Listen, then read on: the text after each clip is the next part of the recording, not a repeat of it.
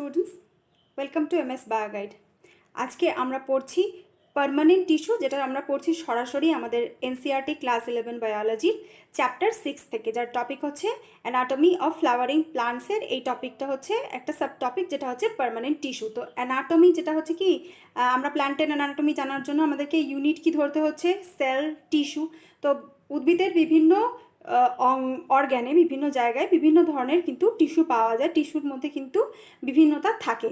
তো কি কি ধরনের টিস্যু পাওয়া যায় আমরা অলরেডি আগের ভিডিওতে আমরা পড়ে নিয়েছি, যেটা হচ্ছে কি যে সরাসরি আমরা লাইন বাই লাইন এক্সপ্লেন করে পড়ে নিয়েছি, যেটা হচ্ছে কি মেরিস্টেম্যাটিক টিস্যু সম্বন্ধে পড়ে নিয়েছি। মেরিস্টেম্যাটিক টিস্যু হচ্ছে কি, যেটা হচ্ছে ভাজক কলা, যেটা সবসময় বিভাজিত হতে থাকে, এবং মেরিস্টেম্যাটিক টিস্যুর বিভিন্ন টাইপসও আমরা পড়ে নিয়েছি এই বেঙ্গলিতে এক্সপ্লেন করা ভিডিওতে, যেটা আগের ভিডিওতেই রয়েছে।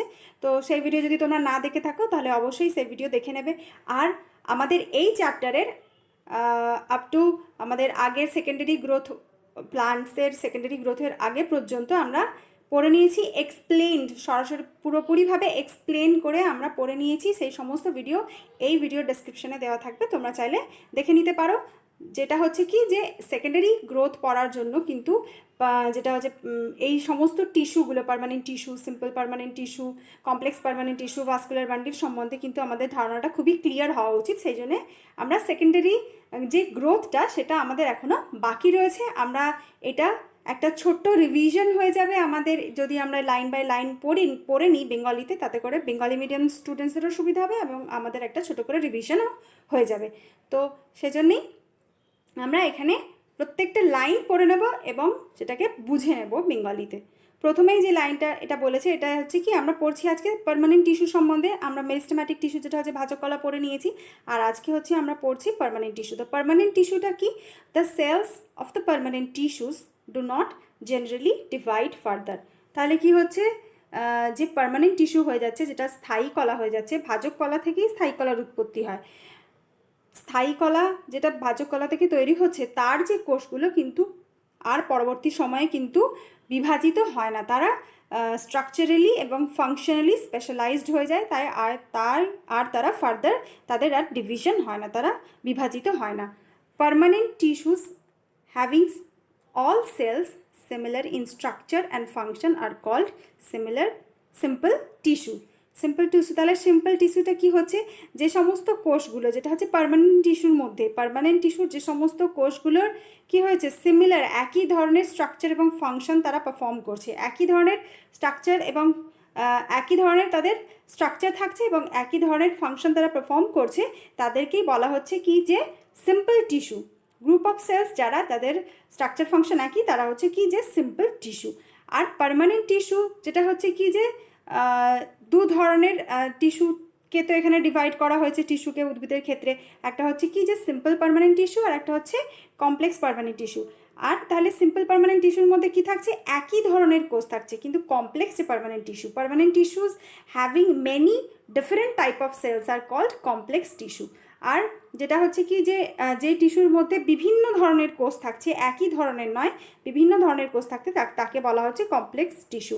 তো সিম্পল টিস্যুতে একই ধরনের কোষ থাকছে যারা স্ট্রাকচারালি এবং ফাংশনালি সিমিলার, আর কমপ্লেক্স টিস্যুতে কি থাকছে, বিভিন্ন ধরনের কোষ থাকছে যারা হচ্ছে স্ট্রাকচারালি ডিফারেন্ট এবং অ্যাজ এ ইউনিট তারা পারফর্ম করছে কোনো একটা সিঙ্গেল একটা কোনো পার্টিকুলার তারা ফাংশন পারফর্ম করছে, কিংবা একই সাথে বিভিন্ন ধরনের অ্যাজ এ গ্রুপ তারা বিভিন্ন ধরনের ফাংশনও পারফর্ম করছে। তো সেটা হচ্ছে কমপ্লেক্স পার্মানেন্ট টিস্যু যেটা। তো আমরা আজকে যেটা পড়ছি সেটা হচ্ছে সিম্পল পার্মানেন্ট টিস্যু সম্বন্ধে আমরা পড়বো। শুধুমাত্র সিম্পল পার্মানেন্ট টিস্যুতে কী কী আছে, সিম্পল টিস্যুতে কী কী রয়েছে সেগুলো আমরা পড়বো। তো সিম্পল টিস্যুতে প্রথমেই আমরা পড়বো প্যারেনকাইমা সম্বন্ধে, যেটা হচ্ছে প্যারেনকাইমা কোষ সম্বন্ধে, প্যারেনকাইমা টিস্যু সম্বন্ধে পড়বো। প্যারেনকাইমা টিস্যুটা কী ধরনের কোষ দ্বারা গঠিত, যেটা হচ্ছে কি যে প্যারেনকাইমাটাস কোষ দ্বারা গঠিত, এবং এই কোষগুলো হচ্ছে লিভিং টাইপ অফ সেলস। তো আমাদের এখানে লাইনগুলো কি বলছে, প্রত্যেকটা লাইন আমাদের এনসিইআরটি বইতে কি বলছে সেগুলো আমরা জেনে নেব। A simple tissue is made up of only one type of cells. The various simple tissue in plants are parenchyma, collenchyma and sclerenchyma. যেটা হচ্ছে কি যে সিম্পল টিস্যু হচ্ছে একই ধরনের কোষ দ্বারা গঠিত। আর কি কি সিম্পল টিস্যু রয়েছে, যেটা হচ্ছে কি যে প্যারেনকাইমা টিস্যু রয়েছে, কোলেনকাইমা টিস্যু রয়েছে, স্ক্লেরেনকাইমা টিস্যু রয়েছে। প্রথমে আমরা বলছি যে পড়ছি যেটা হচ্ছে parenchyma tissue. Parenchyma forms the major component within organs. উদ্ভিদের বিভিন্ন অঙ্গে প্যারেনকাইমা টিস্যুই কিন্তু বেশিরভাগ অংশটাই কিন্তু প্যারেনকাইমা টিস্যু দ্বারা গঠিত। উদ্ভিদ অঙ্গের বেশিরভাগ অংশই কিন্তু প্যারেনকাইমা টিস্যু দ্বারা গঠিত। The cells of the parenchyma are generally isodiametric. তাহলে কি যে এই প্যারেনকাইমাটার যে কোষগুলো, প্যারেনকাইমা টিস্যুর যে কোষগুলো, তারা হচ্ছে আইসোডায়ামেট্রিক, অর্থাৎ সব জায়গাতেই তাদের হচ্ছে যে ব্যাসটা হচ্ছে সমান। আইসোডায়ামেট্রিক অর্থাৎ ব্যাসটা হচ্ছে সমান, সমান ব্যাস বিশিষ্ট হচ্ছে এই ধরনের কোষগুলো, যেটা হচ্ছে প্যারেনকাইমা কোষ। তারপর পরের লাইনটা কি বলছে? পরের লাইনটা বলছে they may be spherical, oval, round, polygonal or elongated in shape. শেপের সম্বন্ধে বলছে প্যারেনকাইমাটাস কোষগুলোর। তো এই প্যারেনকাইমাটাস কোষগুলো কি হতে পারে? স্ফেরিক্যাল হতে পারে, ওভাল হতে পারে, রাউন্ড গোল গোল হতে পারে, ডিম্বাকার হতে পারে, পলিগোনাল বহুভুজাকৃতি হতে পারে, লম্বাটে ইলংগেটেড হতে পারে। এই সমস্ত শেপ হতে পারে প্যারেনকাইমাটাস কোষের। Their walls are thin and made up of cellulose. তাহলে প্যারেনকাইমাটাস কোষগুলোর যে কোষ প্রাচীর সেটা হচ্ছে পাতলা। এটা অবশ্যই মনে রাখতে হবে যে প্যারেনকাইমাটাস কোষের যে কোষ প্রাচীর সেটা পাতলা হওয়ার জন্য এই প্যারেনকাইমাটাস কোষগুলো হচ্ছে জীবিত প্রকৃতির, এরা হচ্ছে live cells. They may either be closely packed or have small intercellular space. তো এরা হচ্ছে কি কোন উদ্ভিদের কোন অঙ্গে, কোন অংশে বা কোন অর্গানে এরা অবস্থিত পাওয়া যাচ্ছে সেটার উপর ডিপেন্ড করে এদের মধ্যে কিন্তু ইন্টারসেলুলার স্পেস পাওয়া যায়, অর্থাৎ কোষান্তর স্থান। দুটো কোষের মাঝখানে যে স্থান সেটাকে বলা হচ্ছে কি যে ইন্টারসেলুলার স্পেস, সেই কোষান্তর স্থান। তাহলে কোষান্তর স্থান থাকতে পারে, অথবা এরা টাইটলি প্যাক থাকতে পারে, খুবই ঘন সন্নিবিষ্টভাবে থাকতে পারে, যার জন্যে এর মধ্যে কোনো স্পেস তখন থাকবে না। যদি এরা ঘন সন্নিবিষ্টভাবে অবস্থান করে তখন কিন্তু এদের মধ্যে কোনো স্থান, কোনো স্পেস কিন্তু ফাঁকা জায়গা কিন্তু থাকবে না যখন এরা টাইটলি প্যাক থাকবে। তারপর পরের লাইনটা যেটা বলছে, the parenchyma performs various functions like photosynthesis, storage, secretion. Parenchyma কোষ হচ্ছে কি জীবিত প্রকৃতির কোষ। এই কোষের মধ্যে কি থাকছে? কোষের মধ্যে সাইটোপ্লাজম থাকছে, নিউক্লিয়াস থাকছে এবং ক্লোরোপ্লাস্ট থাকে। সেই জন্য এরা ফটোসিনথেসিসও করতে পারে ক্লোরোপ্লাস্ট থাকার জন্য। আর এরা স্টোরেজ ফাংশন করে, বিভিন্ন ধরনের খাদ্যবস্তু এরা স্টোর করে রাখতে পারে, সঞ্চিত করে রাখতে পারে। আবার সিক্রেশনও করতে পারে, রেজিন, বিভিন্ন ধরনের রেজিন ইত্যাদি, রেজিন জাতীয় পদার্থ, রেজিন ইত্যাদি পদার্থ এরা ক্ষরণ করতে পারে।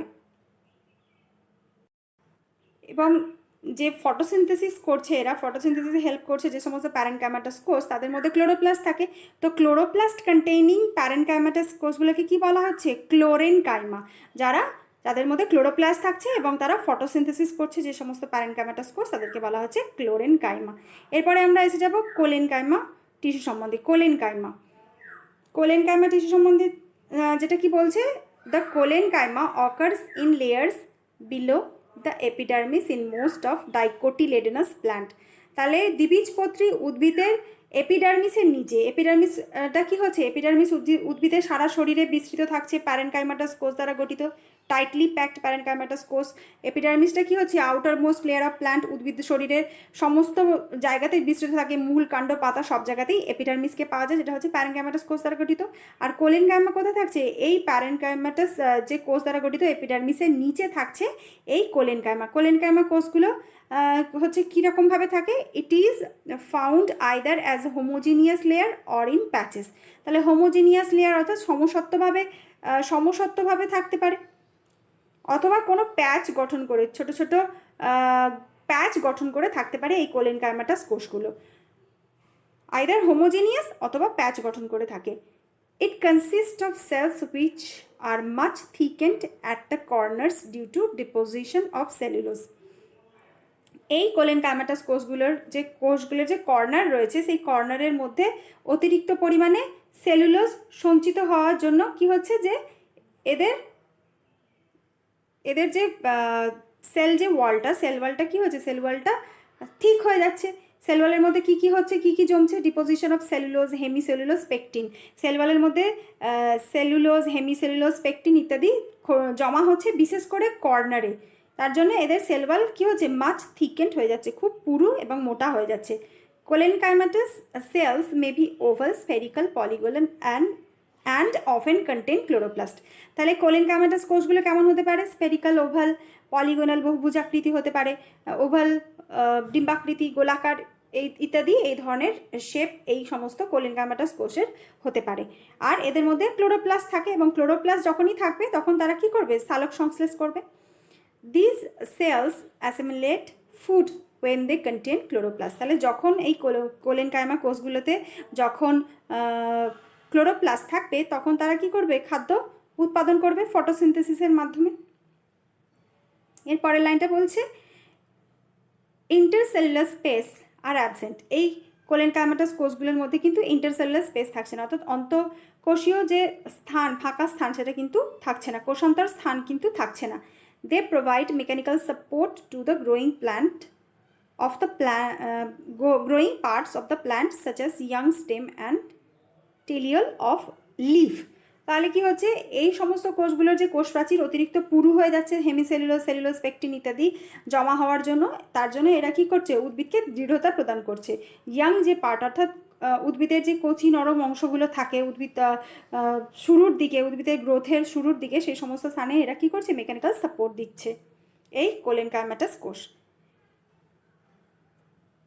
এখানে আমরা ডায়াগ্রামে দেখে নিতে পারি যে কোলেনকাইমাটাস কোষগুলো কীরকম। কোলেনকাইমাটাস কোষ আমরা দেখতে পাচ্ছি, এরা হচ্ছে কি, এর মধ্যে যেহেতু জীবিত প্রকৃতির হতে পারে, এদের মধ্যে ক্লোরোপ্লাস্ট থাকতে পারে, আর এরা হচ্ছে কি, কোষান্তর স্থান এদের মধ্যে থাকছে না, এরা টাইটলি প্যাক থাকছে, এবং এদের যে কোণগুলো, কৌণিক যে অংশগুলো, সেগুলো হচ্ছে অতিরিক্ত পরিমাণে সেলুলোজ, হেমিসেলুলোজ ইত্যাদি, পেকটিন ইত্যাদি জমা হওয়ার জন্য অতিরিক্ত মাচ থিকেন্ড হয়ে যাচ্ছে। এরপর আমরা এসে যাবো স্ক্লেরেনকাইমাটাস কোষ। স্ক্লেরেনকাইমাটাস কোষ সম্বন্ধে, স্ক্লেরেনকাইমাটাস টিস্যু সম্বন্ধে। স্ক্লেরেনকাইমাটাস টিস্যু যেটা হচ্ছে কি একটা সিম্পল পার্মানেন্ট টিস্যু। তো স্ক্লেরেনকাইমাটা হচ্ছে কি, যে sclerenchyma consist of long narrow cells with thick and lignified cell walls having a few or numerous pits. তাহলে কি হচ্ছে, যে স্ক্লেরেনকাইমা যে কোষগুলো, সেটা হচ্ছে কি খুবই লম্বা হচ্ছে, লম্বা, সরু, এবং এদের যে কোষ প্রাচীরগুলো অতিরিক্ত পরিমাণে লিগনিন জাতীয় পদার্থ জমা হওয়ার জন্য কি হচ্ছে, খুবই পুরু হয়ে যাচ্ছে। আর সেলওয়ালে কি থাকছে, সেলওয়ালে পিঠ থাকছে, এরকম পিঠ যেটা হচ্ছে গহরযুক্ত স্থান থাকছে, পিঠ, সেগুলোকে কি বলা হচ্ছে, যে গহরযুক্ত স্থানগুলোকে বলা হচ্ছে যে পিটস। এবার পরের লাইন কি বলছে, they are usually dead and without protoplast. তো এই সমস্ত কোষগুলো হচ্ছে কি, স্ক্লেরেনকাইমাটাস কোষগুলো কি হচ্ছে, তারা হচ্ছে কি মৃত কোষ। অতিরিক্ত সেলওয়াল পুরো অবশ্যই উদ্ভিদের সময় সবসময় মনে রাখতে হবে, সেলওয়াল থিন হলে সে জীবিত হবে, এবং সেলওয়াল যখনই পুরু হয়ে যাবে অতিরিক্ত পরিমাণে তখন সেটা ডেড হয়ে যাবে। এবং এই স্ক্লেরেনকাইমাটাস কোষগুলো কি হচ্ছে, ডেড হচ্ছে, এবং তার মধ্যে কোনো প্রোটোপ্লাস্ট থাকছে না। On the basis